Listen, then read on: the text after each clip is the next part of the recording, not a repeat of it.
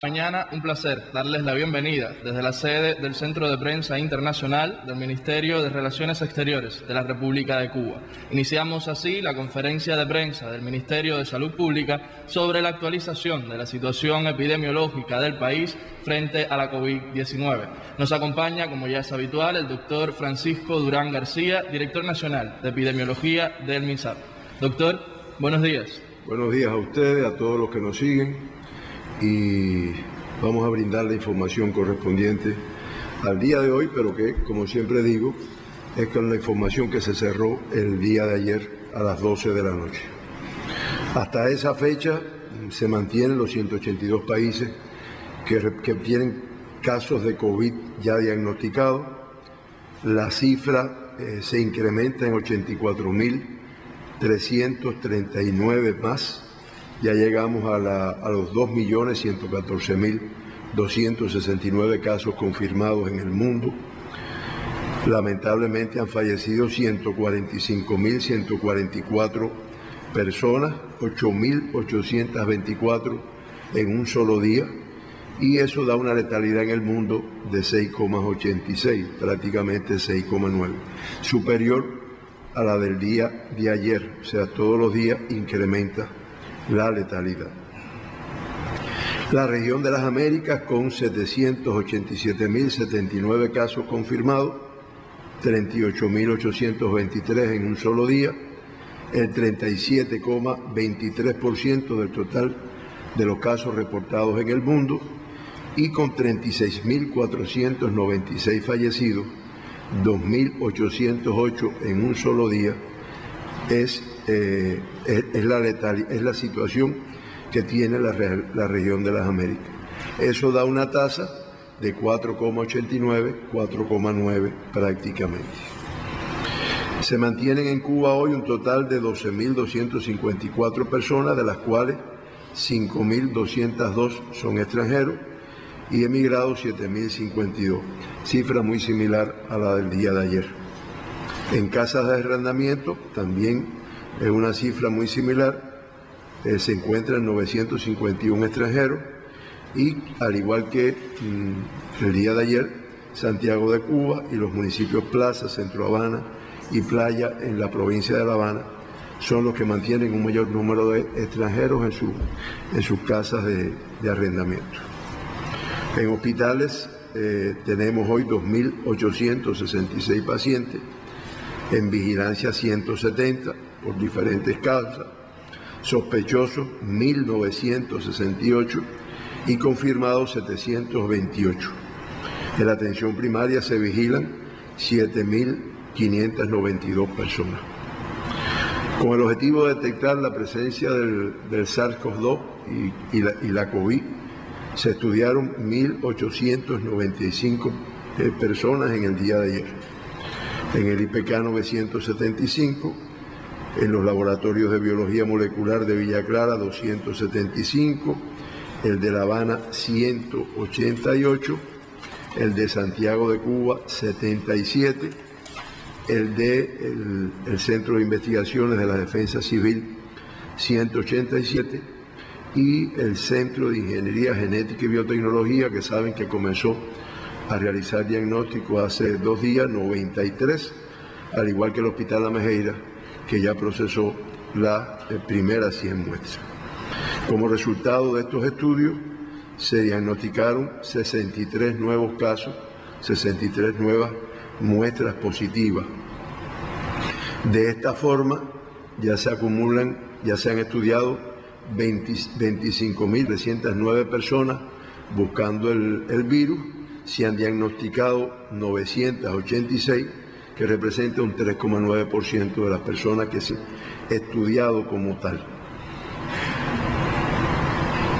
Los 63 casos que se confirman en el día de ayer, todos fueron cubanos, 49 fueron contactos de casos que ya estaban confirmados, y en 14 no se precisa la fuente de infección, al igual que en días anteriores. Muchas veces me dicen, y después de eso que usted dice, ¿cuánto se logra identificar? Eso es lo que pudiéramos buscarlo, pero como yo también digo, se profundiza mucho. Después que se confirma un caso, se le hace lo que se llama una historia epidemiológica muy en detalle, con todas las relaciones que pueda haber tenido. Porque a veces en una primera instancia uno no dice todo, primero porque no se acuerda y otras veces porque no le conviene decirlo, con quiénes son todas las relaciones. Después ya entonces, entendiendo un poquito la dinámica de esta enfermedad, pues entonces van dando más y se pueden establecer relaciones. No obstante, reitero, hay algunos en los cuales no se establece, y es el hecho de que en muchos lugares habramos eventos de transmisión como consecuencia de que aparecen nuevos casos sin una fuente de infección identificada. 32 fueron del sexo femenino, prácticamente estamos equiparados ahí, 50,7%, y el 80,9% de los casos positivos fueron asintomáticos, cifra todavía superior. Fíjense que ya en los últimos partes la cifra de asintomáticos va creciendo, por lo tanto no descansamos, reitero siempre, en seguir buscando en grupos de población que no tienen ninguna evidencia de enfermedad, pero que sí tienen riesgo por determinadas características como tal. De los casos diagnosticados en el día de ayer, 10 pertenecen a la provincia de Mayabeque, 9 del municipio San José de las Lajas y 1 de Melena del Sur. En La Habana son 23, 5 del municipio Habana del Este, 4 de Plaza de la Revolución, 4 de 4 de Plaza de la Revolución, Arroyo Naranjo, Regla, 10 de octubre y Analiza, con 2 cada uno. San Miguel del Padrón, Cerro, Guanabacoa, Habana Vieja, Boyeros y Playa, con 1 caso cada uno. O sea, una dispersión dentro de la misma Habana. En Matanzas son 9 los diagnosticados, 6 del municipio Limonar, 2 de Matanzas y 1 de Cárdenas. En Villa Clara son 14, todos del municipio Santa Clara. En Cienfuegos, del municipio de Cienfuegos, 2 en Santi Espíritu, de los municipios de Santi Espíritu y Cabaiguán. En Camagüey, 1 del municipio Camagüey. En Holguín, 1 del municipio Jibara. Y en Santiago de Cuba, 2 del municipio cabecera, o sea, del municipio Santiago de Cuba. La edad predominante, la edad donde se detectaron el mayor número de casos, como es natural, fue en los mayores de 60 años, que es el grupo de mayor riesgo como tal. Y de los 986 pacientes diagnosticados con la enfermedad, que ya tenemos acumulado, 710 presentan una evolución clínica estable. Se reportan un acumulado de 32 fallecidos. Hoy tenemos que informar lamentablemente el fallecimiento de uno de nuestros pacientes que ya se había informado aquí en otros momentos que se mantenía ingresado. Eso nos da una letalidad de 3,2%, con lo cual estamos insatisfechos. Es algo con lo cual perfeccionamos la forma de atención, la forma de que las personas lleguen a tiempo a las unidades de salud, desde el punto de vista de disminuir esta letalidad, independientemente de que muchas veces las patologías que acompañan a estos pacientes, aparte del COVID, pues hacen un poco tórpida la evolución. Se mantienen los 2 pacientes que se evacuaron después del alta y se dieron 35 altas en el día, una cifra importante, para un acumulado de 227 altas en estos momentos. Críticos tenemos una cifra similar a la de ayer, 10 pacientes, y graves tenemos 5, que son 2 menos que los que teníamos en el día de ayer.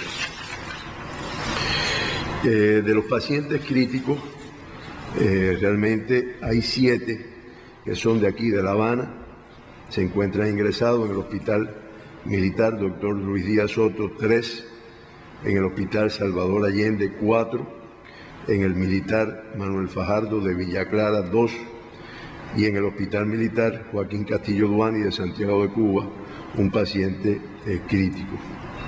Y en estado grave se encuentran 2 en Villa Clara, en el Hospital Militar Manuel Fajardo, 1 en Camagüey, en el Hospital Amalia Simoni, en Holguín 1, en el Hospital Militar Fermín Valdés Domínguez, y en la Isla de la Juventud un paciente grave en el Hospital Héroes de Baile.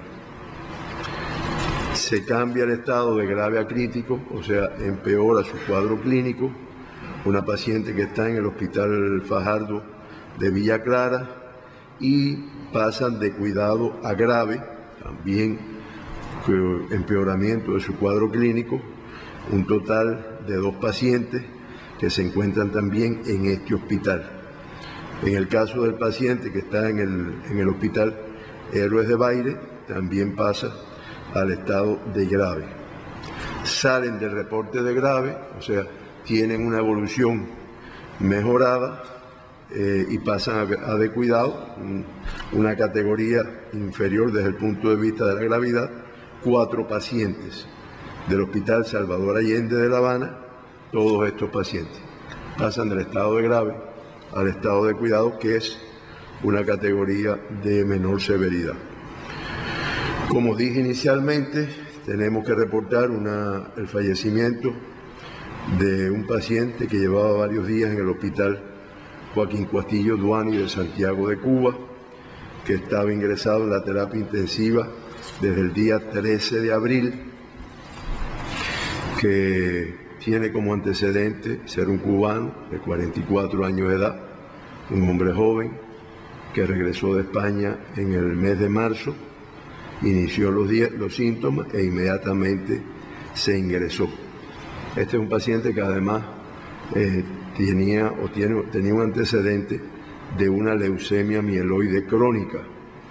Hizo algunas complicaciones que hicieron que se reportara crítico, y en su 18º día de evolución y 4º día ya en terapia intensiva por su estado crítico, hizo un grupo de complicaciones que lamentablemente conllevaron al fallecimiento en el día de ayer. Esa situación epidemiológica de modo general en el mundo y en nuestro país, la situación que enfrentamos en estos momentos. Entonces, con su permiso, comenzamos la ronda de preguntas.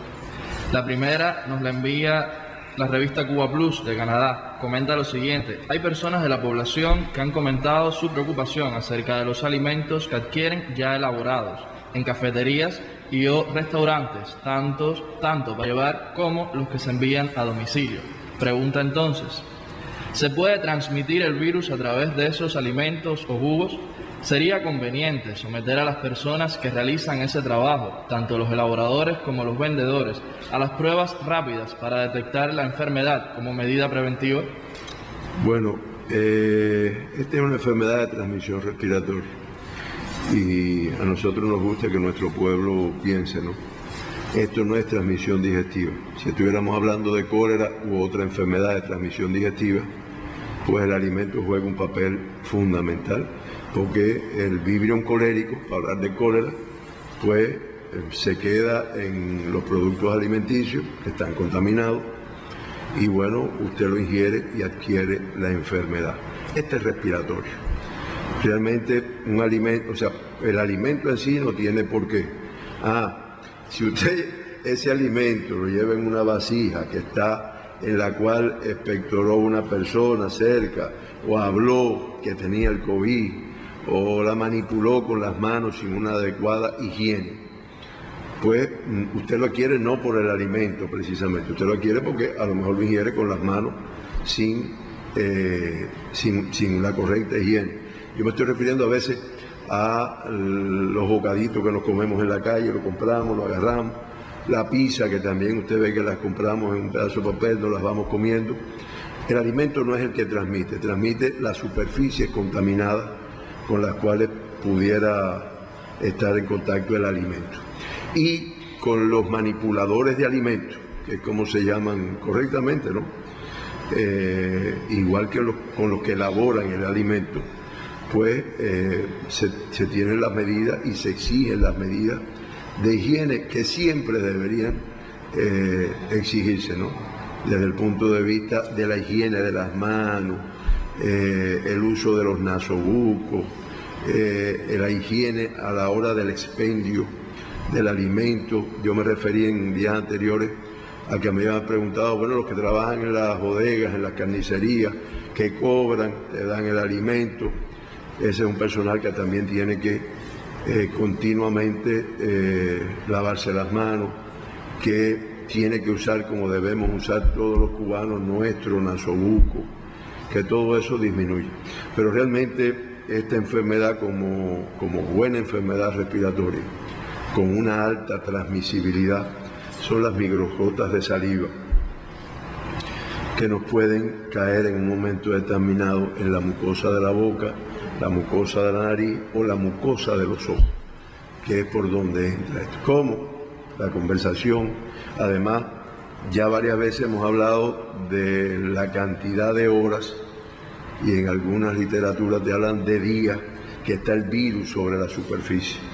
Y yo vengo, toco esa superficie, me contamino la mano y después hago algo que me han dicho que yo hago con frecuencia, que es rascarme los ojos como tal, ¿no?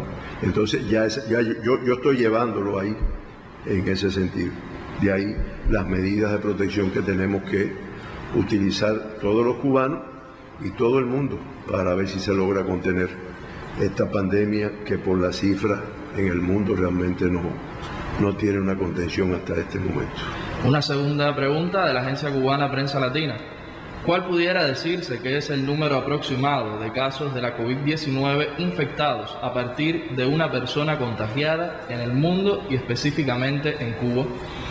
Ahí se habla de una segunda generación, una tercera generación, una cuarta generación. Refiriéndose a, yo estoy en contacto con Georgina, la contamino, pero además de eso, Georgina está en contacto con otra persona, la contamina también y se va dando ahí. Ahí las personas que tienen el virus, pues muchas veces pueden contaminar o pueden infectar, no es correcto el término de contaminar, pueden infectar a tantas personas como las que tengan relaciones y no haya una adecuada protección, ni por la persona que tiene el virus, ni por la persona con la cual contacta. Y eso precisamente es lo que, desde el punto de vista del trabajo epidemiológico, se trata de buscar más, porque es lo que te permite detectar personas que pueden estar contagiadas. Entonces, en el interrogatorio de una persona sospechosa o de una persona confirmada, es dónde tú estuviste, con quién te relacionaste, y lamentablemente hay veces que hay, como le decimos nosotros, arañas epidemiológicas de estas que tienen 40, 50, 200 personas con las cuales ha tenido relaciones en el momento que transmite la enfermedad. Por eso decir una cifra exacta depende de las relaciones de la persona. Eso es válido para todas las enfermedades infecciosas como tal. Yo recuerdo que muchas veces cuando yo trabajé SIDA, ¿no?, que fui responsable del programa en mi provincia, fue director del sanatorio, una cosa es cuando tú entrevistabas el caso en una primera instancia y otra cosa es cuando ya llevaba días y tú ibas interrogando, ¿no? Y entonces aparecían nuevos contactos que lamentablemente muchas veces ya estaban contagiados o que eran los que lo habían contagiado a esa persona. Esto es válido también para COVID, como para cualquier enfermedad infecciosa. Y ese es el trabajo en detalle de la epidemiología, tratar de lograr el mayor número posible para, donde quiera que esté, cortar. Y ese va a ser parte del universo ese asintomático que tenemos ahí, en el cual se busca hasta que se encuentre que alguno pueda estar infectado. Doctora, no sé si satisfago la respuesta. Muchas gracias, doctora. Sí, terminamos la ronda de preguntas. Si existe alguna última aclaración. No, por mi parte no. Agradecerle a ustedes y a los que nos siguen este intercambio diario que nos permite actualizar y sobre todo nos permite, a veces me dicen, no, porque tú lo que haces es meter miedo. No, yo no meto miedo, yo lo que digo son las realidades. El miedo lo coge cada cual. Y creo que no me siento satisfecho del miedo que pueda transmitir, porque o no escuchan o consideran que no debe ser tan grave. Y es una enfermedad muy peligrosa, para lo cual tenemos que apretarnos los pantalones y cumplir las medidas que están establecidas, sobre todo la de restricción de movimiento de las personas en las calles, en los lugares públicos. Es lo que pudiera decir. Muchas gracias. Agradecimiento para usted, doctor, para los corresponsales que nos envían sus preguntas. Nos vemos en la próxima conferencia.